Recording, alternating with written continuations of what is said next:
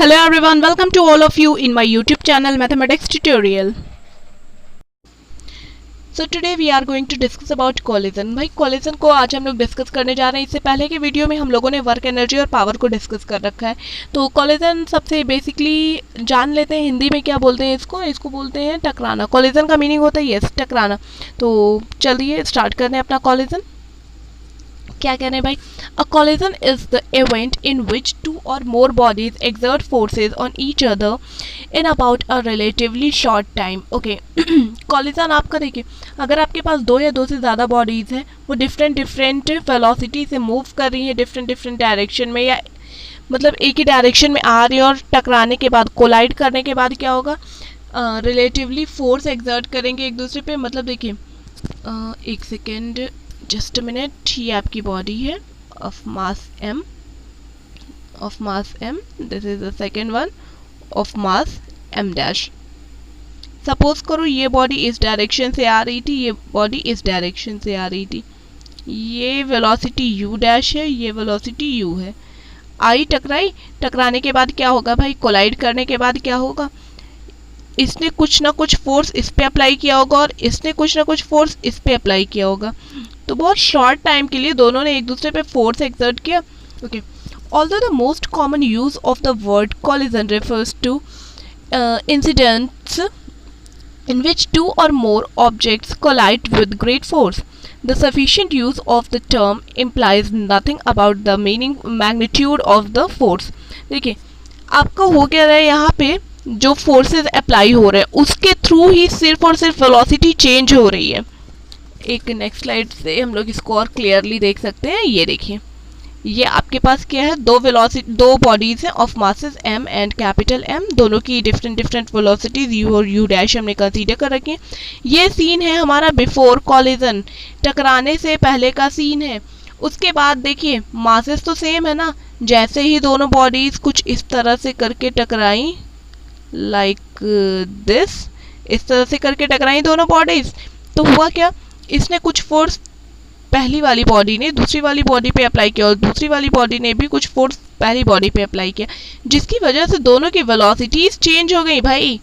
ठीक है, force exert किया मतलब वेलोसिटी चेंज हो रही, और कुछ नहीं है। इसको ध्यान से पढ़ोगे आपको यही चीज़ समझ में आएगी कि इसकी वजह से क्या हो रहा है, इसी फोर्स के थ्रू ही वेलोसिटी यहाँ पे चेंज हो रही है। मैंने यहाँ पे v और v डैश लिखा है, ध्यान से देखिएगा। ओके चलिए भाई, तो आफ्टर कॉलिजन की सिचुएशन हमारी ये आप पहुँचिए। Come to the next one. अब देखिए, collision is short duration interaction between two bodies or more than two bodies simultaneously causing change in motion of bodies involved due to internal forces acting between them during this. Okay, collisions involve forces. Obvious सी बात है भाई, there is a change in velocity बोला है ना, तो obvious सी बात है जैसे ही टकराएंगे क्या होगा, वो जो फोर्सेस हैं वो फोर्सेस अप्लाई करेंगे एक दूसरे पे, तो जिसकी वजह से ही दोनों की वेलोसिटीज जो है चेंज हो गई थी। Okay, come to the next one. इसके बाद क्या कह रहे हैं, देखिए, all the collisions conserve momentum, मतलब जितने भी कॉलिजन होंगे सब में सारे टाइप के कॉलिजन में हमारा लीनियर मोमेंटम कंजर्व रहने वाला है। और उसके बाद आपको बता रहे हैं कि बहुत सारे कॉलिजन ऐसे होंगे जिसमें कि काइनेटिक एनर्जी भी कंजर्व होगी। और इसके बाद कोफिशिएंट ऑफ रेस्टिट्यूशन, तो डिफरेंट कॉलिजन्स के लिए डिफरेंट टाइप के कॉलिजन के लिए कोफिशिएंट ऑफ रेस्टिट्यूशन डिफरेंट होगा। वो कैसे डिफरेंट होगा, अभी हम लोग कोफिशिएंट ऑफ रेस्टिट्यूशन क्या होगा उसकी हेल्प से समझेंगे। तो आगे बात की जा रही, collisions are of three types. Collision आपके थ्री टाइप्स के होते हैं। पहला क्या है, perfectly elastic collision, second one is inelastic collision and third is perfectly inelastic collision. तो भाई परफेक्टली इलास्टिक, इनइलास्टिक और परफेक्टली इनइलास्टिक कॉलिजन तीनों को हम लोग समझेंगे बारी बारी करके। तो चलिए स्टार्ट करते हैं परफेक्टली इलास्टिक कॉलिजन से। इसके अलावा भी बहुत सारे टाइप के कॉलिजन होते हैं, हम लोग वो भी साथ में देखते चलेंगे। तो स्टार्ट करते हैं परफेक्टली इलास्टिक कॉलिजन के थ्रू। देखिए, specifically collisions can either be elastic और इनइलास्टिक। देखिए स्पेसिफिकली आपके कॉलिजन या तो इलास्टिक होंगे या इनइलास्टिक होंगे। इलास्टिक कॉलिजन होगा तो उसमें क्या क्या कंजर्व होने हैं देखते चलो यार। अगर इलास्टिक होगा कॉलिजन तो इसका मतलब क्या है कि कंजर्व क्या क्या होगा, मोमेंटम और काइनेटिक एनर्जी और मोमेंटम दोनों कंजर्व होगा। और कॉलिजन अगर आपका इनइलास्टिक है तो इसमें मोमेंटम तो कंजर्व होगा बट काइनेटिक एनर्जी कंजर्व नहीं होगी। ओके, तो चलिए समझते हैं कॉलिजन्स को।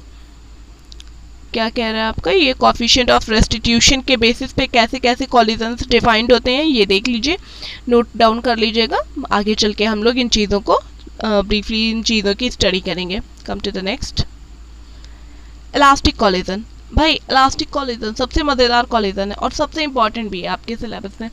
तो इलास्टिक कॉलिजन क्या है, देखिए, द मोमेंटम इज कंजर्व्ड। आप कैसे पहचानोगे कि ये मतलब क्या क्या प्रॉपर्टीज़ हैं, क्या करेक्टरिस्टिक्स क्या क्या है इस कॉलिजन की। अभी आपको जस्ट पहले बताया था सारे टाइप की जितने भी कॉलिजन है सब में मोमेंटम कंजर्व रहना है, तो मोमेंटम यहाँ भी कंजर्व रहेगा। तो सबसे पहली बात क्या होगी, इसकी खासियत क्या है, मोमेंटम कंजर्व रहेगा। टोटल एनर्जी इज कंजर्व, तो टोटल एनर्जी भी कंजर्व्ड ही रहेगी।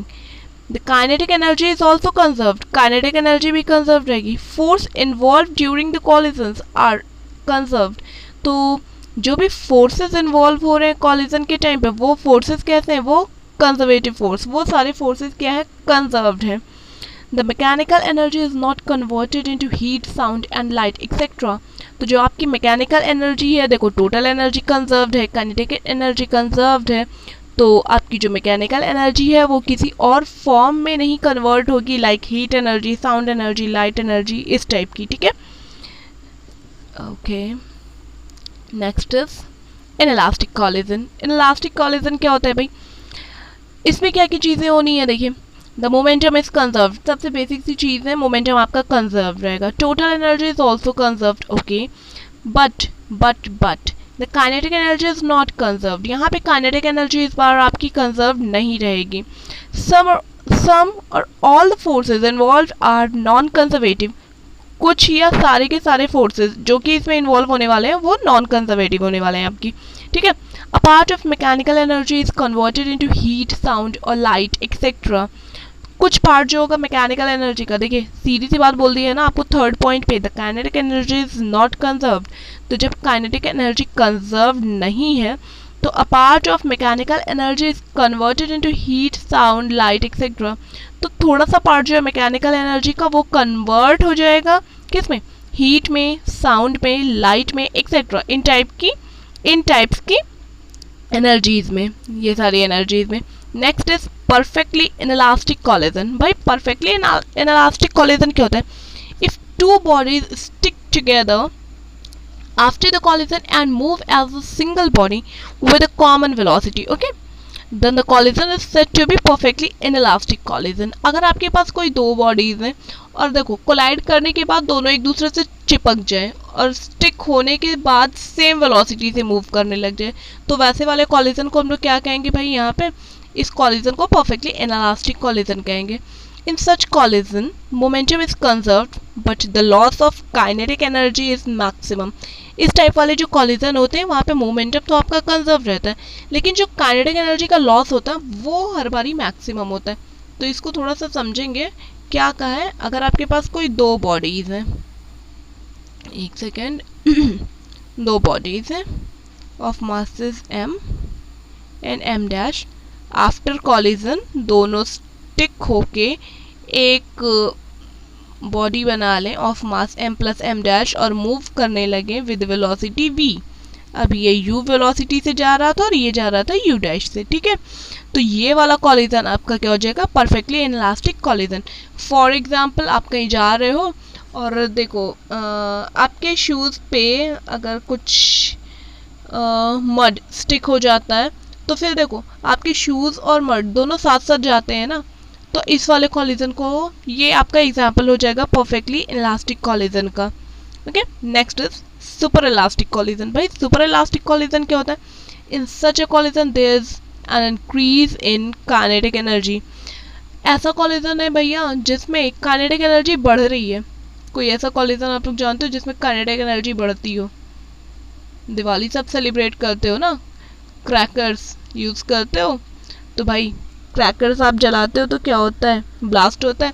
या कोई भी एक्सप्लोजन है वो जैसे ही ब्लास्ट होगा क्या होता है, अचानक से देखते हो काइनेटिक एनर्जी प्रोड्यूस होती है। तो ठीक है, तो वहाँ पे कौन सा कॉलिजन होता है? सुपर इलास्टिक कॉलिजन होता है।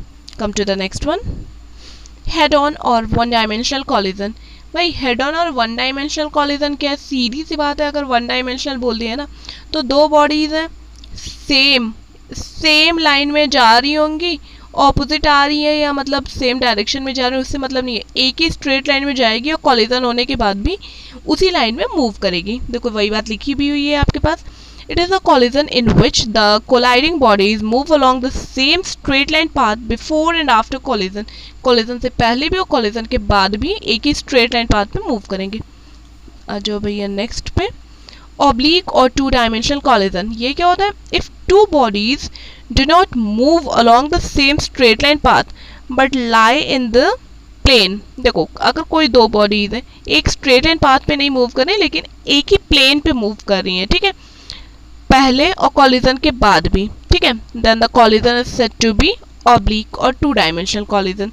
तो इस टाइप के कॉलिजन को हम लोग क्या कहेंगे? ऑब्लिक या टू डायमेंशनल कॉलिजन।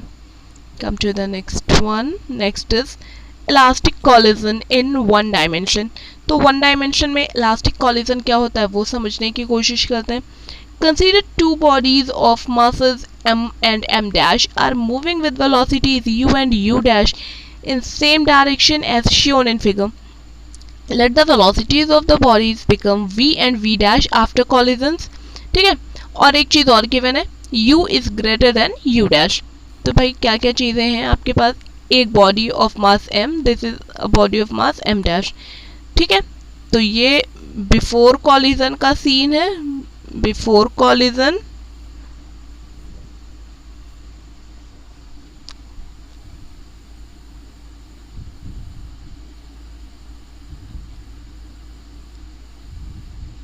और ये क्या है आपका? Next is after collision. तो भाई बिफोर कॉलिजन क्या हो रहा है? दोनों सेम डायरेक्शन में जा रहे हैं। अब सेम डायरेक्शन में जा रहा है, सोचो अगर u की वैल्यू कम होती इससे तो भाई कभी जिंदगी में कोलाइड नहीं कर सकता था। तो ऑब्वियस सी बात है u की वैल्यू ज़्यादा होनी पड़ेगी इससे, तभी तो कोलाइड करेगा ना। तो जब कोलाइड करेगा, कोलाइड होने के बाद क्या, दोनों सपोज किया सेम डायरेक्शन में ही मूव करें। क्यों? क्योंकि आपका है elastic collision in one dimension. One dimension होने के लिए आपकी बेसिक सी कंडीशन थी क्या, कि before and after collision they have to move on a same straight line path. Okay, तो चलो भाई दोनों को एक ही स्ट्रेट लाइन पाथ में मूव करना चाहिए, ऐसी आपकी कंडीशन थी और कॉलिजन इलास्टिक है। Come to the next one, कह क्या रहे हैं? देखो लीनियर मोमेंटम आपका कंजर्व रहेगा। आपको पता है लीनियर मोमेंटम आपका कंजर्व रहने वाला है। तो linear momentum before collision should be equals to linear momentum after collision. Apply कर दीजिए। फर्स्ट ऑब्जेक्ट के लिए linear momentum before collision, mass into velocity mu, इसके लिए m डैश u डैश। देख लो यार, इस स्लाइड में आके चेक कर लो, सबको इरेज कर देती हूँ तब देखो। इसका लीनियर मोमेंटम बिफोर कॉलिजन क्या आया? m इंटू u, प्लस इसके लिए linear momentum m dash u dash, ठीक है, is equals to after collision mv, ठीक है, प्लस इस वाले का linear momentum m dash v dash, ठीक है, mu plus m dash u dash is equals to mv plus m dash v dash. Okay, next आ जाइए। देखिए यही लिखा हुआ है आपके पास। अब क्या करना है यार आपको, यहाँ से m वाले एक साइड ले लो, m डैश वाले एक साइड ले लो। ले लिया, m को इस साइड से कॉमन ले लिए, क्या आ गया आपके पास? m times u minus v, और इधर बचा m dash times v dash minus u dash. अच्छा भाई, इलास्टिक कॉलिजन था, प्रॉपर्टीज आपने चेक किया होगा, कैरेक्टरिस्टिक आपने पढ़ी है अभी अभी। कैरेक्टरिस्टिक में मैंने आपको बताया था लीनियर मोमेंटम तो सारे के सारे कॉलिजन में कंजर्व रहने ही वाला है, लेकिन यहाँ पे काइनेटिक एनर्जी भी कंजर्व रहने वाली है। तो kinetic energy before collision should be equals to kinetic energy after collision. तो ये चीज़ आप अप्लाई कर दीजिए, आपको क्या मिल जाएगा? Half mu square plus half m dash u dash square is equals to half mv square plus half m dash v dash square. तो देखो हाफ कैंसिल करके सीधे से m वाले को एक साइड और m डैश वाले को एक साइड कर दो। तो यहाँ पे देखो आप क्या कर सकते हो, a square minus B square का फॉर्मूला आपको ब्रैकेट में दिख रहा है, तो a plus B a minus B आप फॉर्मूला अप्लाई कर दो। m times u minus v into U plus V is equals to m dash times u dash minus v dash minus u dash into v dash plus u dash. Okay, तो इन दोनों को first और second equation हमने बना रखा है। अब देखो सिंप्लीफाई कैसे कर सकते हैं। ये वाली पूरी इक्वेशन यहाँ पे दिख रही है, लेकिन यहाँ पे इसमें साथ में कुछ एडिशनल टर्म्स हैं। तो भाई सिंपल सी चीज़ है, इस टाइप की जैसे भी इक्वेशन आपको जहाँ भी कभी दिख जाए, आप सेकंड इक्वेशन से फर्स्ट को डिवाइड कर देते हो। आपको पता ही है ये लॉजिक। आप सेकंड इक्वेशन में फर्स्ट से डिवाइड करोगे, आपके पास क्या आ जाएगा, u plus V is equal to U dash plus V dash. Okay, देख लो यार, डिवाइड कर दो। तो डिवाइड करने पे आपके पास ये टर्म्स आ जाएंगे। तो इसको u एक साइड v एक साइड करके लिख लो, तो ये चीज़ें आ जाएंगी। यहाँ से v डैश की वैल्यू अगर आपको निकालनी हो तो v डैश को इस साइड लो, सारे टर्म्स को इस साइड लो, तो v dash will be equals to, बता दो जल्दी से क्या आ जाएगा, क्या आ जाएगा, u dash minus u plus v। Okay, it will be u dash plus u minus v। Velocities after collision u minus u dash है। चेक कर लो यार क्या था, करेक्ट कर लेना अगर कुछ गलत लिख दिया हो तो। v साइड गया, पॉजिटिव हो गया, नहीं यार u माइनस u डैश ही आएगा, सही लिखा था मैंने। इसको करेक्ट कर लेना थोड़ा, इसे करेक्ट कर लेना। तो देखो करेक्ट करने के बाद आप फर्स्ट इक्वेशन जो आपकी थी, फर्स्ट इक्वेशन क्या थी, जल्दी से आ जाओ। आपकी फर्स्ट इक्वेशन ये लिखी हुई है, ये वाली, ठीक है, ये वाली फर्स्ट इक्वेशन है। फर्स्ट इक्वेशन में आप v डैश की वैल्यू सब्स्टिट्यूट कर दोगे, आपके पास u की वैल्यू आपके पास v डैश की वैल्यू सब्स्टिट्यूट कर दोगे, v की वैल्यू आ जाएगी। तो देख लो भाई, फर्स्ट इक्वेशन से हमको क्या मिल गया, वैल्यू ऑफ v, मतलब जो आपका m मास वाली ऑब्जेक्ट थी या बॉडी थी, उसकी वेलोसिटी आफ्टर कॉलिजन। ठीक है, अब यही वैल्यू आप किसी भी इक्वेशन में सब्स्टिट्यूट कर दोगे या यहाँ पे सब्स्टिट्यूट कर दोगे तो आपको क्या मिल जाएगा, v सब्स्टिट्यूट करने के बाद आपको क्या मिल जाएगा, v डैश मिल जाएगा। तो m डैश जो आपका ऑब्जेक्ट था या बॉडी थी, उसकी वेलोसिटी आफ्टर कॉलिजन। ठीक है, तो कॉलिजन के बाद दोनों की ही वेलोसिटी हमने फाइंड आउट कर ली। ईजी है, सिंप्लीफाई कर लीजिएगा, ज़रूर सिंप्लीफाई कर लीजिएगा, बहुत ही इंपॉर्टेंट है ये आपका। Okay, come to the next one. Next is elastic collision in 2 dimension। तो भाई elastic collision 2 dimension के केस में क्या होता है वो देख लो यार। ये तुम्हारी दो बॉडीज हैं, first body of mass m is moving with velocity u, this is second body of mass m dash, it is at rest। Okay, collision के बाद क्या हो रहा है, देखो स्ट्रेट लाइन में आ रहे थे, उसके बाद सेम प्लेन में रहने चाहिए ना। 2 डायमेंशनल कॉलिजन की मेन कंडीशन तो यही थी। सपोज कर लो ये आपका एंगल बना रहा है, ये इस डायरेक्शन में गया, ये इस डायरेक्शन में आ गया। ठीक है, ये यहाँ से एंगल बना रहा था अल्फा, ये एंगल बना रहा है बीटा। तो इसकी वेलोसिटी है v, इसकी वेलोसिटी है v डैश। इसका x एक्सिस के लॉन्ग कंपोनेंट बना v cos अल्फा, इसका x एक्सिस के लॉन्ग कंपोनेंट बना v dash cos beta. y axis के लॉन्ग इसका कंपोनेंट यार क्या हो जाएगा, v sin alpha, it will be v sin alpha, और इसका component along y direction will be v dash. ये कंपोनेंट बता रही हूँ y एक्सिस में डाउनवर्ड डायरेक्शन में sin beta, v dash sin beta. तो v डैश sin बीटा हो जाएगा। ठीक है, तो यार अब क्या करना है, सबसे पहले तो लीनियर मोमेंटम को कंजर्व करना है। इलास्टिक कॉलिजन बोल दिया ना, तो इलास्टिक कॉलिजन इन्होंने बोला लीनियर मोमेंटम और काइनेटिक एनर्जी दोनों को कंजर्व कर लो। तो सबसे पहले क्या करेंगे, देखो applying conservation of momentum along x axis, x axis के along conservation of momentum apply कर दो। ओके, तो एक्स एक्स एक सेकेंड ओके, एक्स एक्सिस के अलोंग अगर हम लोग कंजर्वेशन ऑफ मोमेंटम अप्लाई करते हैं तो इसके लिए बिफोर कॉलिजन, रुक जाओ यार चेंज करने दो, बिफोर कॉलिजन क्या हो जाएगा, लीनियर मोमेंटम mu। ठीक है, इसकी तो वेलोसिटी 0 है, is equals to x axis के अलोंग बात कर रहे हैं तो वेलोसिटीज भी एक्स एक्सिस के अलोंग लेंगे, m v cos alpha, m v cos alpha plus m dash v dash cos beta, m dash v dash cos beta. Okay, तो एक्स एक्सिस के अलॉन्ग देख लीजिए आपका मोमेंटम सेम आ गया।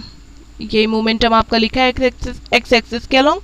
अब देखिए आपको क्या करना है, applying conservation of momentum along y axis के अलॉन्ग भी हमको यही कंजर्वेशन ऑफ मोमेंटम अप्लाई करना है। तो चलिए वाई एक्सिस के अलॉन्ग अप्लाई करते हैं।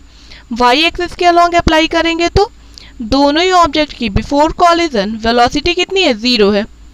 तो भाई बिफोर कॉलिजन वाले केस में तो 0 हो जाएगा linear momentum is equals to क्या आ जाएगा यार, वाई एक्सिस के अलॉन्ग देखो ये वाला जो ऑब्जेक्ट है एम मास वाला, ये वर्टिकली अपवर्ड डायरेक्शन में, इसकी वेलोसिटी कितनी है, v साइन अल्फा। तो एम वी अप्लाई कर दो, मास इनटू वेलोसिटी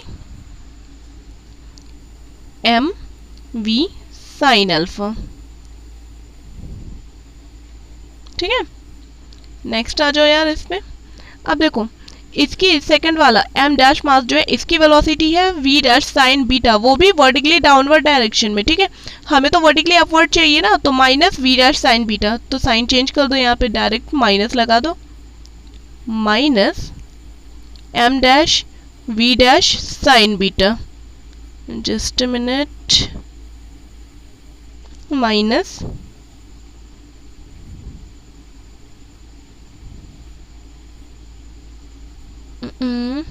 या m dash v dash sine beta.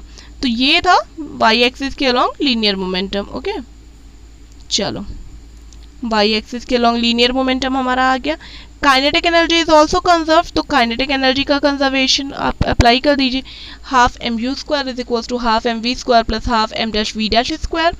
इन सबको सॉल्व करके देखिए आपके पास 3 इक्वेशन है और 4 वेरिएबल हैं। वेरिएबल कौन कौन से, v, v dash, alpha, beta. तो इसमें से हर बारी आपको अल्फा गिवन होगा, most of the time alpha या बीटा में से कोई एक गिवन होगा। ठीक है, कि आफ्टर कॉलिजन आपका ये वाला पार्टिकल इस डायरेक्शन में चला गया, ऐसा कुछ गिवन होगा। और फिर उसके बाद आपको ये सारी कंडीशंस निकालनी होंगी। जैसे v आप फाइंड आउट कर लेंगे, v डैश फाइंड आउट कर लेंगे, बीटा फाइंड आउट कर लेंगे, तब देखिए इजीली आपके पास 3 इक्वेशन और 3 वेरिएबल हो जाएंगे। इजी केस हो जाएगा, तो ये आप वहाँ से फाइंड आउट कर लेंगे। अभी इक्वेशन टिपिकल दिख रही है, लेकिन जब वैल्यूज आ जाएंगी तो ईजिली सिंप्लीफाई हो जाएंगे। क्वेश्चन में आपके लिए काफ़ी हेल्पफुल होने वाला है ये। Okay, come to the next one. Coefficient of restitution, भाई बहुत देर से जिसकी चर्चा हो रही थी वही है ये coefficient of restitution. It is denoted by e, small e. चलो भाई, आफ्टर कॉलिजन जो वेलोसिटीज का डिफरेंस है, डिफरेंस मैं बोल रही हूँ वो, और बिफोर कॉलिजन जो वेलोसिटीज का डिफरेंस है, दोनों का ये रेशियो क्या कहलाता है आपका, कोफिशिएंट ऑफ रेस्टिट्यूशन। फॉर्मूला आपके पास लिखा ही हुआ है, e is equals to modulus of v minus v dash divided by u minus u dash. Okay, सबसे इंपॉर्टेंट बात इसमें देखिए 4 पॉइंट्स आपके गिवन है ना, ये 4 पॉइंट्स है। सबसे पहला पॉइंट क्या है, क्या कह रहा, for elastic collision e should be equals to 1। Elastic collision के लिए आपके पास कोफिशिएंट ऑफ रेस्टिट्यूशन की वैल्यू 1 होनी चाहिए। For inelastic collision e should be from 0 to 1। Inelastic collision के लिए ई की वैल्यू 0 से ज़्यादा लेकिन 1 से कम होनी चाहिए। For perfectly inelastic collision e should be equals to 0 and for perfectly superelastic collision e should be greater than 1। Perfectly super elastic collision के लिए आपके पास कोफिशिएंट ऑफ रेस्टिट्यूशन की value greater than 1 find out होगी, आपको मिलेगी। Okay, तो आज की वीडियो में इतना ही। इस पे बेस्ड सारे न्यूमेरिकल सॉल्व करिएगा। Till then keep watching, thank you.